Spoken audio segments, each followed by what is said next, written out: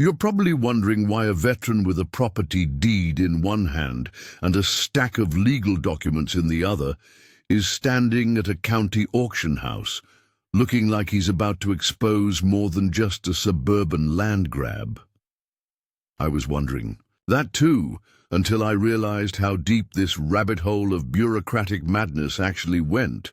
My name is Marcus Reyes, a retired Marine Corps combat engineer with 2 decades of service, 3 combat tours, and a particular set of skills that don't exactly mesh well with small-town homeowners associations. I bought my 5-acre plot in Silver Creek Valley precisely because it sat outside any municipal jurisdiction. A deliberate choice after years of following strict military protocols. This land wasn't just real estate. It was my sanctuary, my canvas for rebuilding after years of service. The property had been in my family for generations. My grandfather, a World War II veteran, purchased these acres back in 1952 with his military pension. Every inch held memories.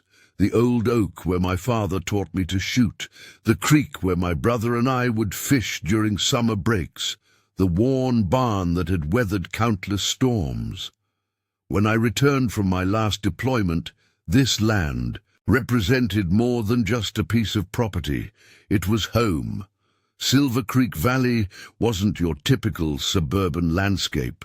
It was a rural pocket where properties sprawled, neighbors respected boundaries, and most people minded their own business. At least that's what I thought until the Pinewood Estates Homeowners Association decided I was their next target. It started with a certified letter that arrived one crisp autumn morning. The letterhead was pristine, glossy paper, embossed logo, the kind of document that screams official business. But something felt off the moment I opened it. The letter claimed my property, which had been in my family for over 70 years, was in violation of community development standards. Apparently, my slightly rusted barn, the storage containers I used for my landscaping business, and the vintage military Jeep I was restoring were visual blight that diminished neighborhood property values. The fine? $5,000, with a strict 30-day compliance window. I knew immediately something was wrong. My property wasn't even technically part of their jurisdiction. I'd specifically purchased this land to avoid such nonsense. A quick call to the county assessor's office confirmed my suspicion. My plot sat outside the Pinewood Estates HOA's legal boundaries. Enter Karen Thompson, the HOA president, a former middle school administrator with a clipboard, and an apparent vendetta against anything that didn't fit her manicured suburban vision. She began a systematic campaign of harassment that would make a military intelligence operation look like child's play. Violation notices started appearing weekly, each more absurd than the last.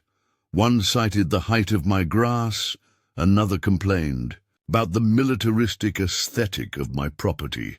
My background as a combat engineer meant I approached this like a strategic operation. I documented everything. Photographs, certified mail receipts, county records. I built a case with the same meticulous attention I once used to plan infrastructure repair missions in combat zones. The HOA's tactics escalated. They started sending drone photographers to capture evidence of my supposed violations. I'd catch these small quadcopters hovering above my property, their cameras zooming in on every rusted tool, every military surplus container, every inch of my land that didn't meet their pristine standards. My neighbors, most of whom were decent folks just trying to live their lives, started receiving anonymous emails and flyers suggesting that my property was reducing their home values. Some began to distance themselves, avoiding eye contact during community events. A few even put up for sale signs, whispering about the veteran with the messy property disrupting their peaceful neighborhood. What they didn't know was that every move they made was being carefully observed and documented. My years of military intelligence training hadn't disappeared with my uniform. I compiled a comprehensive dossier, tracking the HOA's actions, their financial records, their legal standing. The stage was set for a confrontation that would expose the true nature of power in this seemingly quiet corner of suburban America, and I was just getting started. The escalation came swiftly, like a coordinated attack I'd seen countless times during my military deployments. Karen Thompson and her Pinewood Estates HOA board weren't content with simply sending violation notices. They began a full-scale psychological warfare campaign designed to wear me down and force me off my land. My mailbox became a daily repository of increasingly hostile correspondence. Each envelope seemed more threatening than the last. Certified letters, legal notices, and fabricated citations arrived with clockwork precision. They claimed I owed progressively larger sums of money, first $5,000, then $15,000, eventually ballooning to an astronomical $47,000 in supposed fines and community improvement assessments. I recognized this tactic. It was classic intimidation, hoping I'd buckle under the pressure, sell my property, and disappear. What they didn't understand was that I'd faced far more intimidating scenarios in combat zones halfway across the world. A few strongly worded letters weren't going to make me flinch. The drone surveillance intensified. Multiple times a week, I'd catch these mechanical vultures hovering above my property, their cameras attempting to capture any potential violation. They'd zoom in on my vintage military Jeep restoration project, the landscaping equipment neatly stored in my containers, the carefully maintained barn that had stood for decades. My neighbors started receiving anonymous flyers and emails suggesting my property was a health hazard and community liability. Some began to look at me differently. Conversations at the local gas station became hushed. Kids who used to wave when I drove by now averted their eyes. The community was being systematically turned against me, one carefully crafted rumor at a time. But here's the thing about veterans. We're trained to read terrain, to understand psychological operations, to see through tactical maneuvers. Every piece of correspondence, every drone flight, every whispered rumor was meticulously documented. I treated this suburban warfare with the same strategic mindset I'd applied to complex engineering missions in hostile territories. I started digging deeper. My combat engineering background hadn't just taught me how to build and repair infrastructure. It taught me how to deconstruct systems, to find their weak points. I requested official county records, cross-referenced HOA documents, and discovered something fascinating. The Pinewood Estates HOA's legal charter had actually expired 3 years ago. They had no legitimate authority to issue citations, levy fines, or enforce any of their so-called community standards. They were operating on nothing more than bluff and intimidation. Meanwhile, the psychological pressure continued. My landscaping business began to suffer. Clients who had been loyal for years started canceling contracts. Anonymous complaints were being filed with the local business licensing board. Each complaint was carefully crafted to suggest I was somehow unstable or unreliable, but what Karen and her board didn't realize was that every action they took was carefully recorded. Digital timestamps, screenshots, certified mail receipts. I was building a case that would make a federal prosecutor proud. My military training had taught me that information is the most powerful weapon, and arsenal was fully loaded. The HOA's final move was their most audacious yet. They filed for a forced auction of my property, claiming I owed an fabricated sum of over $47,000 in unpaid fines and assessments. The auction was set, my family's generational land was on the chopping block, and they believed they had won. Little did they know I was about to turn their own weapon against them. And I was coming with more than just a metaphorical bulldozer. I was bringing decades of tactical training, meticulous documentation, and an unwavering commitment to justice. The real battle was just beginning, with the auction looming and the HOA's fabricated case seemingly ironclad. I knew I needed a strategic approach that would dismantle their entire operation. My years of military intelligence had taught me that the most effective victories are won through careful preparation and precise execution. I began by assembling a comprehensive dossier that would make intelligence agencies proud. Every single piece of correspondence, every drone flight, every fabricated citation was meticulously organized. I reached out to a few contacts from my military days, veterans who now worked in various legal and administrative capacities across the county.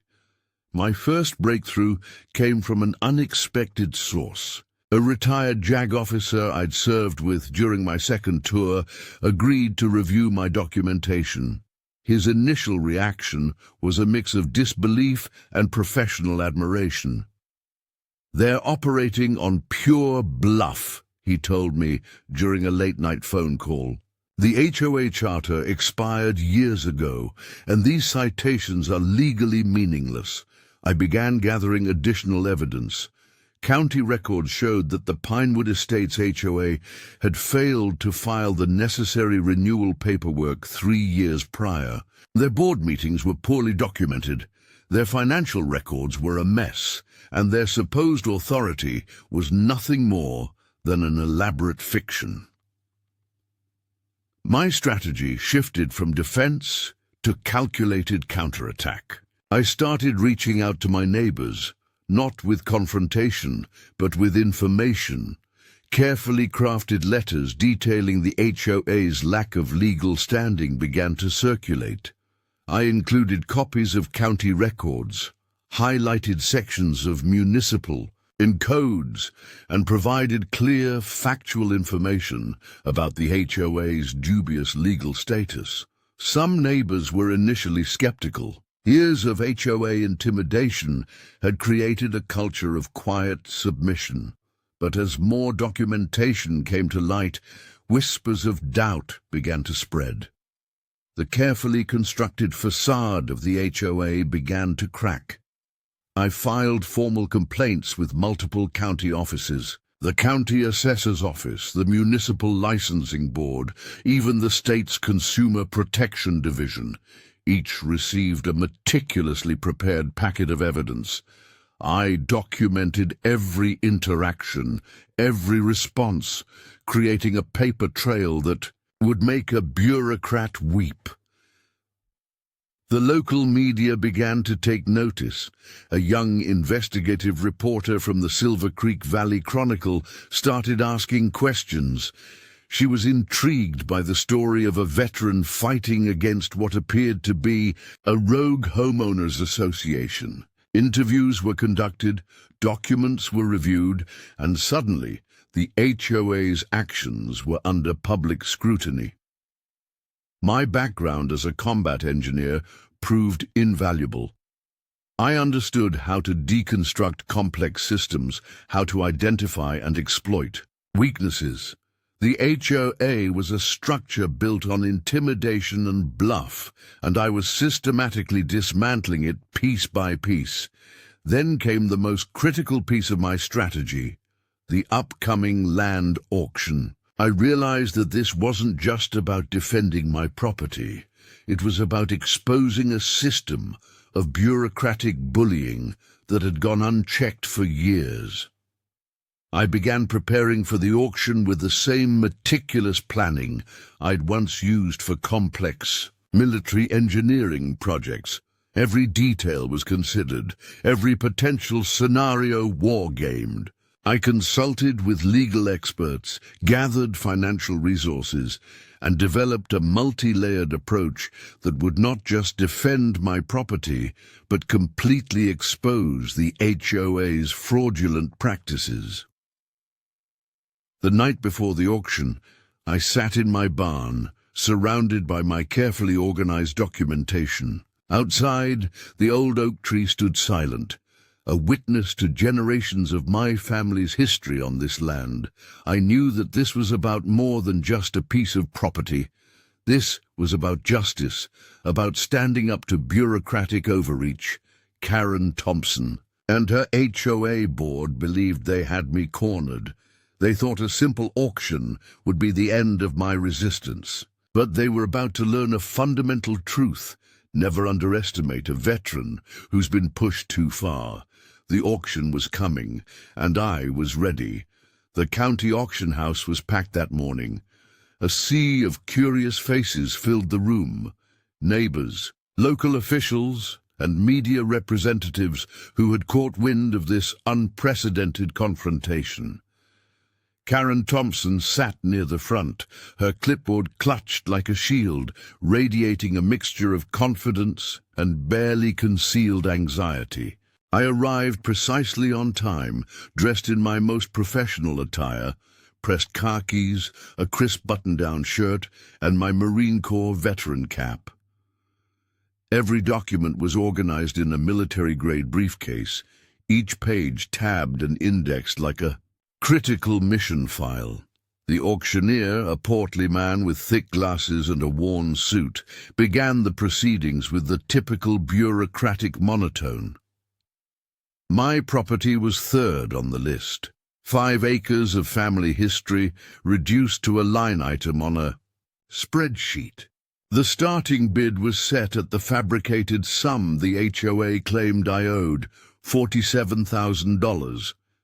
As potential bidders shuffled through their paperwork, I noticed something interesting. Several of my neighbors looked uncomfortable. Some avoided eye contact, while others whispered among themselves. The carefully constructed narrative of the HOA was starting to unravel. I had prepared meticulously. My legal team, a network of veteran attorneys I'd cultivated over years, had reviewed every possible scenario. The county records I'd obtained showed conclusively that the HOA had no legal standing to initiate this auction. My documentation was so thorough that it could withstand the most aggressive legal scrutiny. When the bidding began, something unexpected happened. Instead of multiple interested parties, the room grew eerily quiet. The auctioneer called out the initial price, then again and again. Silence. One of my veteran contacts, strategically placed in the audience, raised his hand. $50,000, he called out, his voice steady and clear. Karen's face turned several shades of red.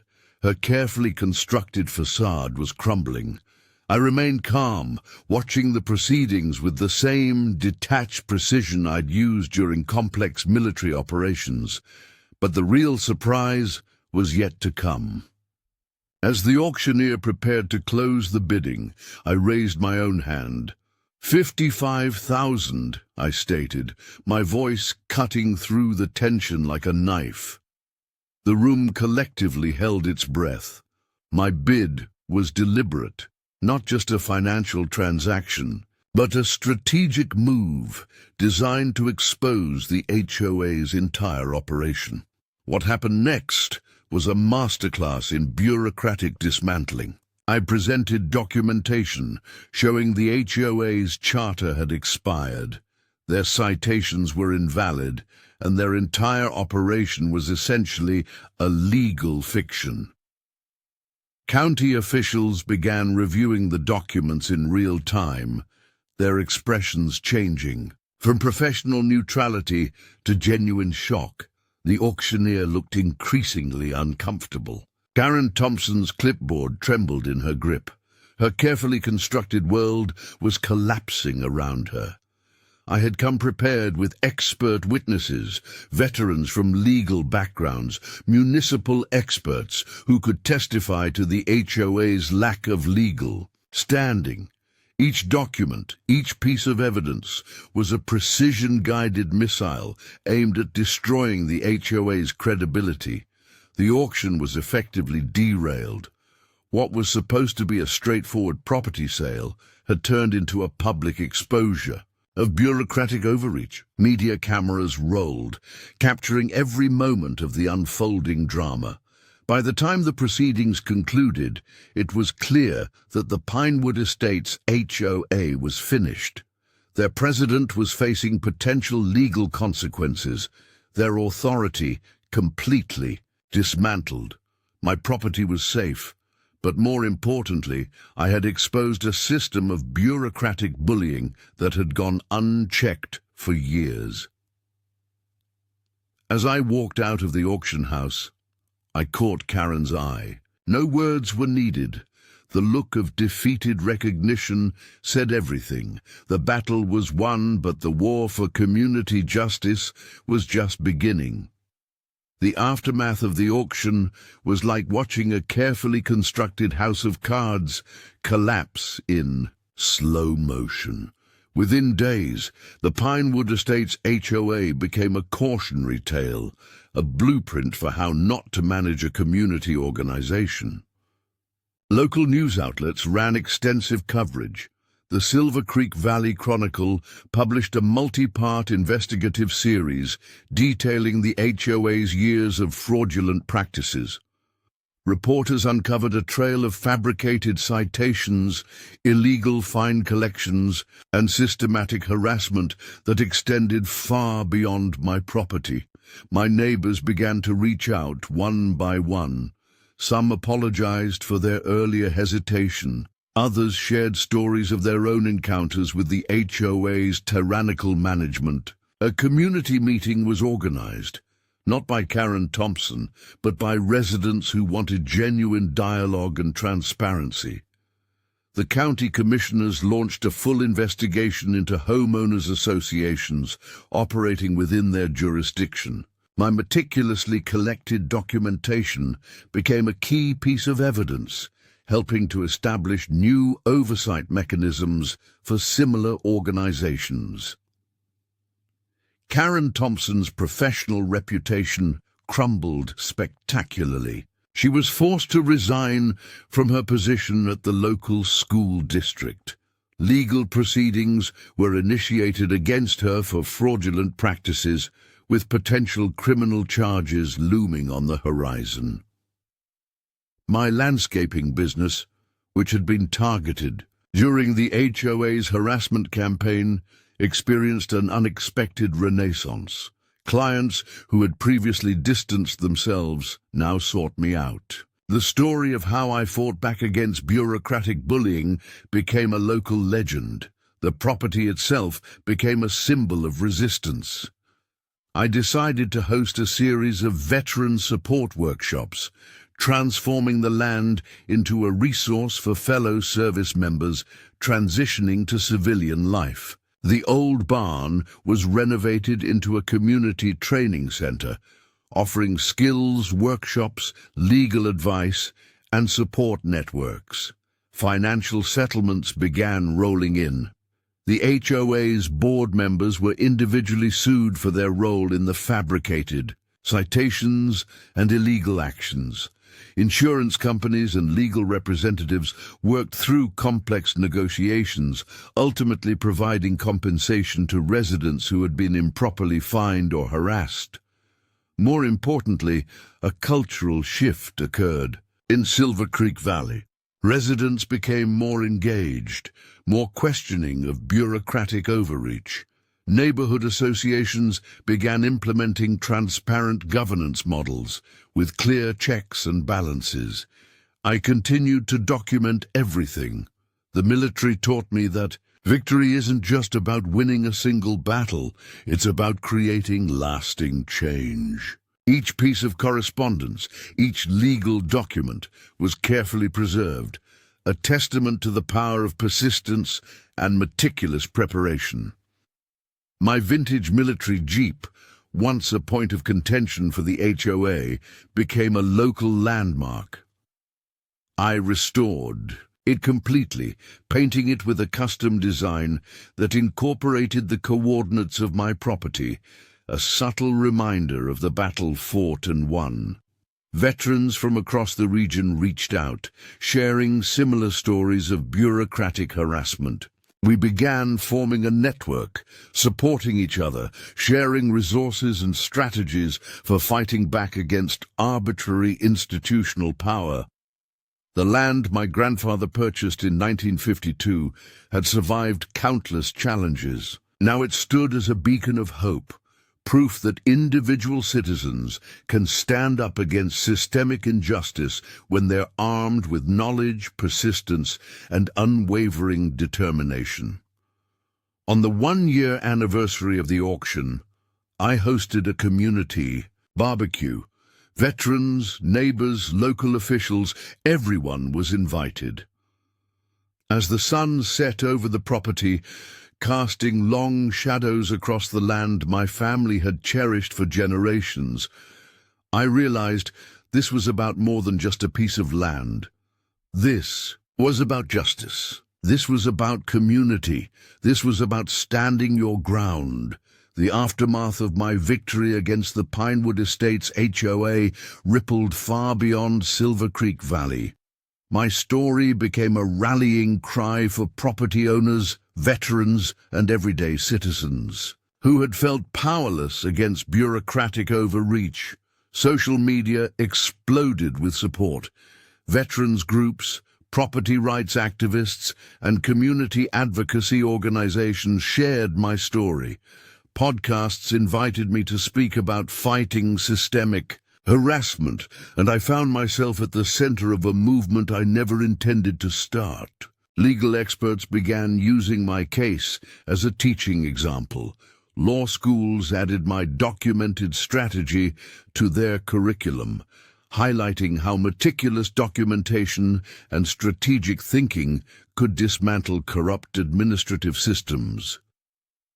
Universities invited me to speak about navigating bureaucratic challenges, turning my personal battle into a broader lesson about civic engagement.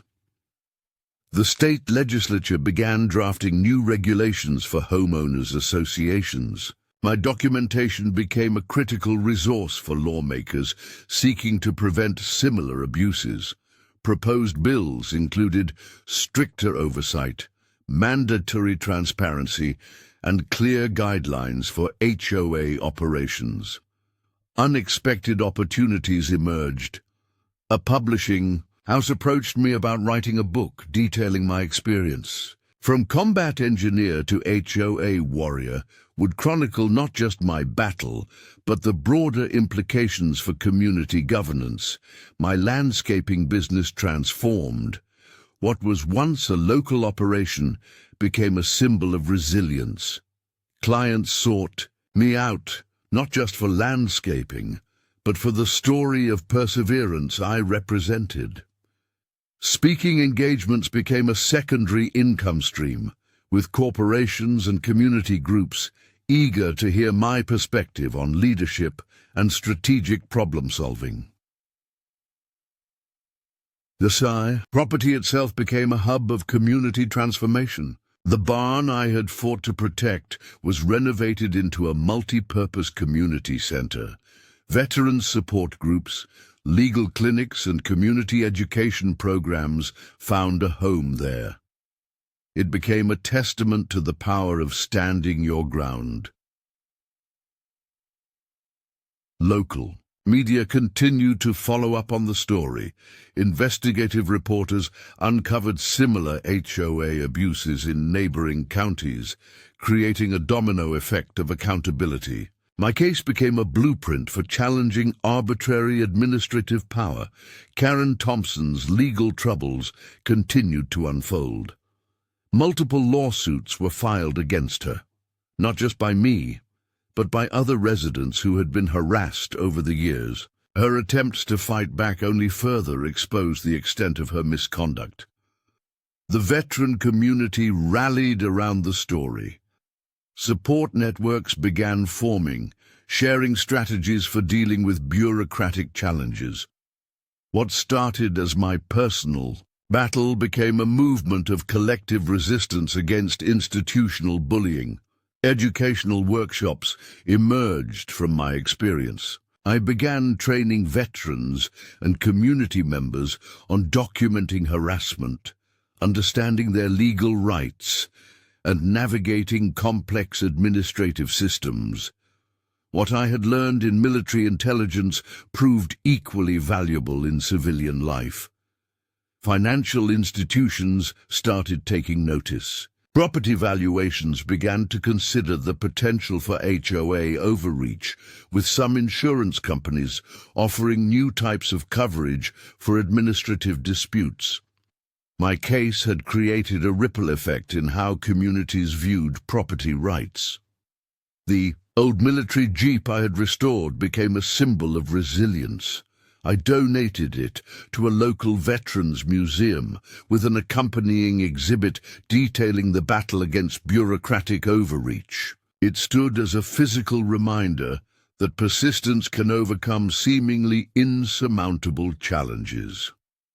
As months passed, the impact of that single stand against the HOA continued to grow.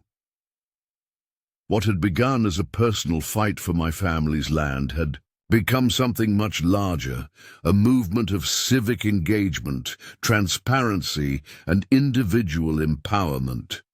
The land my grandfather purchased remained more than just a piece of property. It was now a beacon of hope, a testament to the power of standing your ground, and a reminder that true community is built on mutual respect, not arbitrary rules. Sometimes the most important battles are the ones you never expected to fight. The national attention brought both opportunities and challenges. Speaking invitations flooded in from veterans organizations, property rights groups, and civic engagement conferences.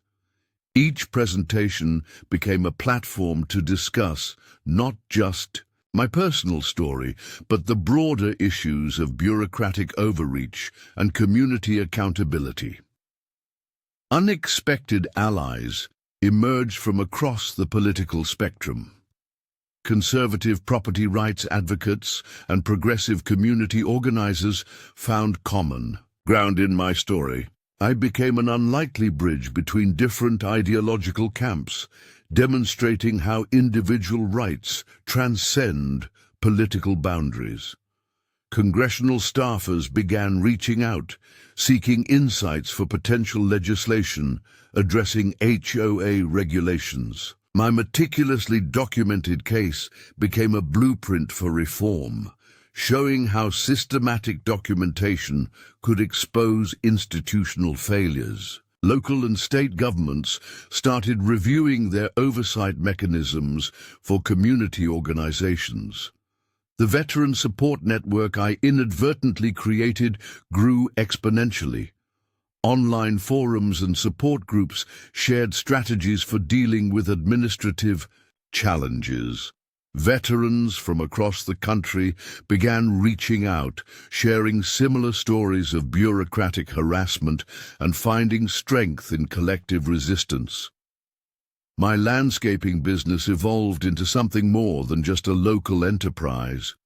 It became a training ground for veterans transitioning to civilian life, offering not just employment, but a comprehensive support system. We developed programs teaching business skills, legal awareness, and community engagement. Media attention brought unforeseen complications. Attempts to sensationalize or misrepresent my story became a constant challenge. I learned to carefully manage public messaging, ensuring the core message of principled resistance remained clear and uncompromised. Legal experts began using my case as a teaching tool. Law schools and community colleges incorporated the story, into courses about administrative law, property rights, and civic engagement. Professors invited me to guest lecture, sharing insights about navigating complex bureaucratic systems. The community center in the restored barn became a hub of innovation. Veteran support programs, legal clinics, and community education initiatives found a home there. What was once a point of contention became a symbol of community transformation and resilience. Financial institutions started developing new products inspired by the challenges exposed in my case. Property insurance policies began, including protections against arbitrary administrative actions. Banks and lending institutions became more cautious about HOA-related property restrictions. Technology companies saw an opportunity. Several startups began developing apps and platforms to help property owners document and challenge administrative overreach. My story became a case study in the power of systematic documentation and strategic resistance. The state legislature passed comprehensive HOA reform legislation. Mandatory transparency requirements, clear appeal processes, and stricter oversight. Mechanisms became law. My documentation played a crucial role in shaping these new regulations. Karen Thompson's legal troubles continued to unfold. Multiple lawsuits and professional sanctions effectively ended her ability to hold administrative positions. Her story became a cautionary tale about the dangers of institutional abuse of power. My unexpected role as a public speaker brought personal challenges. Balancing media attention with my commitment to veteran support and my landscaping business required careful navigation. I learned to use the platform strategically, focusing on systemic change rather than personal glorification. The vintage military Jeep, now displayed in a veterans museum, became more than just a restored vehicle. It symbolized the journey from military service to civic engagement, a physical representation of the transition many veterans navigate. As the years passed, the impact of that single stand against the HOA continued to resonate. What had begun as a personal fight for my family's land had become a broader movement of community empowerment and administrative accountability. The land remained a beacon of hope, a testament to the power of persistence, documentation, and unwavering commitment to justice. It stood as a reminder that true change begins with individual action and collective support. Sometimes the most powerful revolutions start with a single, principled stand. If you enjoyed this story of standing up to bureaucratic bullies and fighting for justice, make sure to hit that subscribe button. Drop a comment below about your own experiences with HOAs or crazy neighborhood disputes. Want more stories of veterans taking a stand and winning against impossible odds? Hit the notification bell so you never miss an upload. This isn't just a channel. It's a community of people who believe in standing up for what's right. Share this video with someone who needs to hear that one person can make a difference. Your support helps us keep bringing these incredible, true stories to life. Don't forget to like, subscribe, and turn on those notifications. See you in the next video.